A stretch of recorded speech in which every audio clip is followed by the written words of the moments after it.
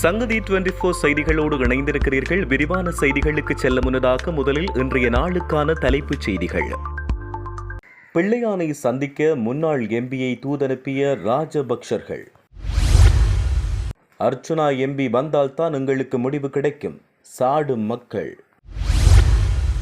ஜேவிபியுடன் தமிழரசு கட்சி ரகசிய உடன்படிக்கை, ஸ்ரீகாந்தா பகிரங்கம். வலிந்து காணாமலாக்கப்பட்டோரின் உறவுகள் கிளிநொச்சியில் ஆர்ப்பாட்டம். இந்தியாவுடன் அரசாங்கம் செய்து கொண்ட பாதுகாப்பு ஒப்பந்தம் தொடர்பில் நாமலின் கேள்வி. வடமாகாண கடற்றொழிலாளர்களை ஏமாற்றும் அனூர அரசு முன்வைக்கப்பட்டுள்ள குற்றச்சாட்டு. கொலைகளை தடுக்க அரசாங்கம் நடவடிக்கை எடுக்க வேண்டும். லஞ்ச ஊழல் மோசடி தவிர்ப்பு ஆணைக்குழுவின் எதிரில் முன்னிலையாகும் ரணில் விக்ரமசிங்க. உலகின் 14 நாடுகளில் இருந்து இறக்குமதி செய்யப்படும் மரக்கறி வகைகள், பழங்கள், தானிய வகைகள் மற்றும் 300க்கும் அதிகமான நந்திமார் தயாரிப்புகள் என அனைத்து பொருட்களையும் மொத்தமாகவும் சில்லறையாகவும் எம்மிடம் பெற்றுக் கொள்ளலாம்.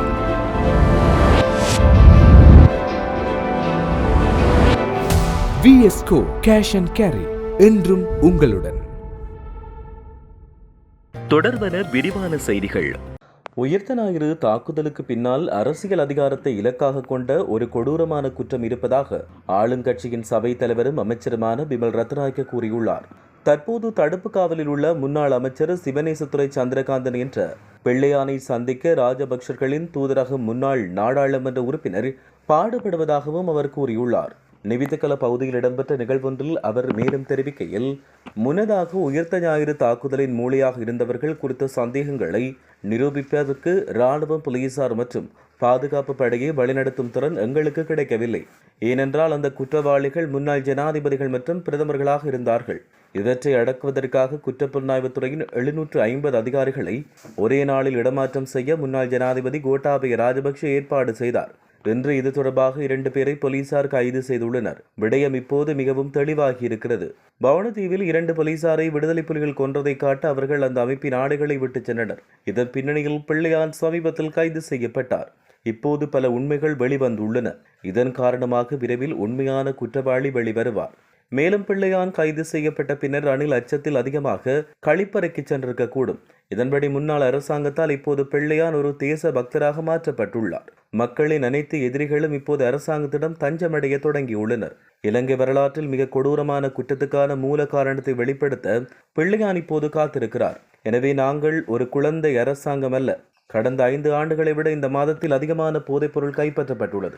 நாட்டின் முக்கிய திருடர்களை விரைவில் சட்டபூர்வமாக தண்டிக்க நாங்கள் பணியாற்றி வருகிறோம் என அவர் கூறியுள்ளார்.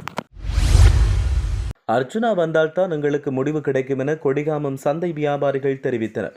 யாழ்ப்பாணம் கொடிகாமம் சந்தைக்கருகாமையில் உள்ள மரத்தை நேற்று முன்தினம் இரவு வந்த சாவகச்சேரி பிரதேச சபையினர் வெட்டியதாக வியாபாரிகள் விசனம் வெளியிட்டுள்ள நிலையில் இந்த கருத்து வெளிப்படுத்தப்பட்டுள்ளது. தற்போது வெப்பமானது மிகவும் அதிகரித்து வரும் நிலையில் மரங்கள் நிற்பதன் மூலம் ஓரளவேனும் வெப்பத்தின் தாக்கம் குறைகிறது.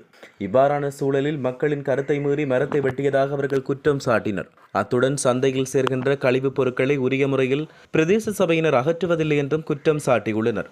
மக்களுக்கு சரியான முறையில் சேவைகளை வழங்காத உள்ளூராட்சி மன்ற செயலாளர்கள் மீது உடனடி நடவடிக்கை எடுக்கப்படும் என வடமாகாண ஆளுநர் வேதநாயகன் கூறினார். இந்நிலையில் எமது இந்த பிரச்சினைக்கு அவர் எடுக்கப் போகும் நடவடிக்கை என்ன என்று மக்கள் கேள்வி எழுப்பினர். தமிழரசு கட்சி அனுரகுமார அரசாங்கத்தோடு ரகசியமான ஒரு உடன்பாட்டின் அடிப்படையில் செயற்பட தொடங்கியுள்ளதோடு ஜேவிபியின் தமிழ் எம்பிக்களின் பேச்சாளர்களாக சிலர் இயங்கி வருவதாக தமிழ் தேசிய கட்சியின் தலைவரும் சிரேஷ்ட சட்டத்தரணியுமான நல்லதம்பி ஸ்ரீகாந்தா தெரிவித்தார். மட்டக்களப்பு கல்குடா தேர்தல் தொகுதியில் ஏறாவூர்பற்று பிரதேச சபைக்கான வேட்பாளர் அறிமுக கூட்டத்தில் உரையாற்றிய போதே அவர் இவ்வாறு தெரிவித்தார். மேலும் தெரிவிக்கையில், இலங்கை சுதந்திரமடைந்த நாளில் இருந்து திட்டம் தீட்டி தொடர்ச்சியாக செயற்பட்டு வந்த பௌத்த சிங்கள பேரணவாத அரசாங்கத்தை விட இப்போது அனுரகுமார திசாநாயக்க தலைமையில் இயங்கிக் கொண்டிருக்கும் தேசிய மக்கள் சக்தி என்று அழைக்கப்படும் ஜேவிபி அரசாங்கம் மிக தீவிரமாக ராஜதந்திர ரீதியாக செயற்பட்டுக் கொண்டிருக்கிறது. JR ஜெயவர்தன, பிரேமதாச, மஹிந்த ராஜபக்ஷ, சந்திரிகா யார் என்பது மக்களுக்கு தெரியும். ஆனால் இப்போது வந்திருக்கிற இந்த ஜனாதிபதி இனவாதத்தின் அழகு முகமாக தமிழ் மக்களை வளைத்து போடலாம் என திட்டம் தீட்டி செயற்பட்டுக் கொண்டிருக்கிறார் என்றும் அவர் குறிப்பிட்டுள்ளார். வலிந்து காணாமலாக்கப்பட்ட உறவுகளின் ஆர்ப்பாட்டம் கிளிநொச்சியில் முன்னெடுக்கப்பட்டுள்ளது. கிளிநொச்சி மாவட்ட வலிந்து காணாமலாக்கப்பட்ட உறவுகள் குறித்த போராட்டத்தை ஆரம்பித்துள்ளனர். காணாமலாக்கப்பட்ட உறவுகள் போராட்டம் காணாமலாக்கப்பட்டோர் அலுவலகத்துக்கு முன்பாக ஏற்பாடு செய்யப்பட்டது. இதன்போது காணாமலாக்கப்பட்ட உறவுகள் கருத்து தெரிவித்தனர். 2984வது நாளாகவும் தமது போராட்டத்தை முன்னெடுத்து வரும் நிலையில் தமது உறவுகளை தேடி அலைகிறோம். இதுவரை ஆட்சியில் இருந்த எந்த ஒரு அரசாங்கமும் தீர்வினை பெற்று தரவில்லை. சர்வதேசத்திடம் ஒரு முகமும் எம்மிடம் ஒரு முகமுமாக அரசாங்கம் செயற்படுகிறது. தற்போதைய அரசாங்கம் கூட ஆட்சிக்கு வருவதற்கு முன்னர் எமது காணாமலாக்கப்பட்ட உறவுகளுக்கு உரிய தீர்வை பெற்று தருவோம் என்று வாக்குறுதி வழங்கியது. ஆனால் இதுவரை எவ்வித முன்னேற்றகரமான நடவடிக்கைகளும் மேற்கொள்ளப்படவில்லை என்று அவர்கள் குற்றம் சாட்டியுள்ளனர். இந்தியாவுடனான பாதுகாப்பு ஒப்பந்தம் தொடர்பில் ஸ்ரீலங்கா பொதுஜன பெரமுனவின் தேசிய அமைப்பாளர் நாடாளுமன்ற உறுப்பினர் நாமல் ராஜபக்ஷ கேள்வி எழுப்பியுள்ளார். வெளிமடை பகுதியில் இடம்பெற்ற மக்கள் சந்திப்பில் அவர் இவ்வாறு தெரிவித்தார். அவர் மேலும் தெரிவிக்கையில், இந்தியாவுடன் ஏற்படுத்திக் கொள்ளப்பட்ட பாதுகாப்பு தொடர்பான ஒப்பந்தம் குறித்து தகவல்கள் வெளியிடுமாறு கோரிக்கை விடுத்துள்ளோம். எனினும் இந்தியாவின் அனுமதியின்றி அதை வெளிப்படுத்த முடியாது என்று அரசாங்கம் கூறுகிறது. குறைந்தபட்சம் அரசாங்கத்தில் உள்ள 159 நாடாளுமன்ற உறுப்பினர்களிடம் கூட அறிவிக்கப்படாமல் இந்தியாவுடன் உடன்படிக்கை கைச்சாத்தாகியுள்ளதா என்றும் கேள்வி எழுப்பினார். அத்துடன் தேசிய பாதுகாப்பு தொடர்பில் கருத்துரைத்த அரசாங்கத்தின் காலப்பகுதியிலேயே தங்களது உறுப்பினர் ஒருவர் சுட்டுக் கொல்லப்பட்டதாகவும் மற்றொருவர் மீது தாக்குதல் நடத்தப்பட்டதாகவும் அவர் மேலும் சுட்டிக்காட்டியுள்ளார். வடமாகாண கடல் தொழிலாளர்களின் பிரச்சினைகளை அனுர அரசு சீர்தூக்கி பார்க்கவில்லை என கடல் தொழிலாளர் இணையத்தின் ஊடக பேச்சாளர் அன்னலிங்க மன்னராசா குற்றம் சுமத்தியுள்ளார். யாழில் நேற்று இடம்பெற்ற ஊடக சந்திப்பில் அவர் இவ்வாறு தெரிவித்தார். அத்துடன் அவர் மேலும் தெரிவிக்கையில், வடமாகாணத்தில் இருக்கின்ற அரசு திணைக்களங்களும் கடற்தொழிலாளர்களின் பிரச்சினை குறித்து எவ்வித நடவடிக்கையும் எடுக்கவில்லை என்றும் தெரிவித்தார். நாட்டில் இடம்பெற்று வரும் படுகொலைகளை தடுக்க அரசாங்கம் நடவடிக்கை எடுக்க வேண்டும் என தேர்தல் ஆணைக்குழுவின் முன்னாள் தலைவர் மஹிந்த தேசப்பிரிய குறிப்பிட்டார். நாட்டில் துப்பாக்கிச் சூட்டு சம்பவங்கள் அதிகரித்துள்ளதாகவும் இதை தடுக்க நடவடிக்கை எடுக்கப்பட வேண்டும் எனவும் அவர் தெரிவித்தார். போலீஸ் திணைக்களமும் புலனாய்வு பிரிவும் செயல்திறனாக செயற்பட வேண்டும் என்றும் அவர் வலியுறுத்தியுள்ளார். சம்பவம் ஒன்று இடம்பெற்ற பின்னர் இது இவ்வாறுதான் இடம்பெற்றது என்பதை கண்டுபிடிக்க போலீசாரின் உதவி தேவையில்லை என்றும், சம்பவம் நடைபெற முன்னதாக அதை தடுக்க வேண்டும் என்றும் அவர் தெரிவித்தார். மேலும் உயிர் ஆபத்து உள்ளவர்கள் தங்களை பாதுகாத்துக் கொள்வதற்கும் சில முயற்சிகளை எடுக்க வேண்டியது அவசியமானதாகும் என்றும் அவர் சுட்டிக்காட்டியுள்ளார். எதிர்வரும் 28ஆம் தேதி லஞ்ச ஊழல் மோசடி தவிர்ப்பு ஆணைக்குழுவின் எதிரில் முன்னிலையாகுவதாக முன்னாள் ஜனாதிபதி ரணில் விக்ரமசிங்கே அறிவித்துள்ளார். சட்டத்தரணி ஒருவரின் ஊடாக அவர் இந்த விடயத்தை அறிவித்தார்.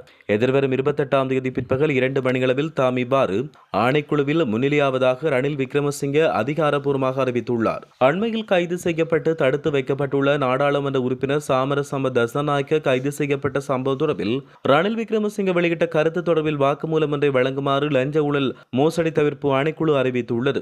தமது சட்டத்தரணி வெளிநாடு சென்றுள்ளதாகவும் இதனால் முன்னிலையாக முடியாது என்றும் ரணில் முன்னதாக அறிவித்தார். எனினும் தற்போது ஆணைக்குழுவின் எதிரில் முன்னிலையாக தயார் என ரணில் விக்ரமசிங்கே தன்னுடைய சட்டத்தரணி ஊடாக உத்தியோகபூர்வமாக அறிவித்துள்ளார். இத்துடன் செய்திகள் யாவும் நிறைவு பெறுகின்றன. மேலதிக செய்திகளுக்காக சங்கதி 24.com உடன் இணைந்திருங்கள். வணக்கம்.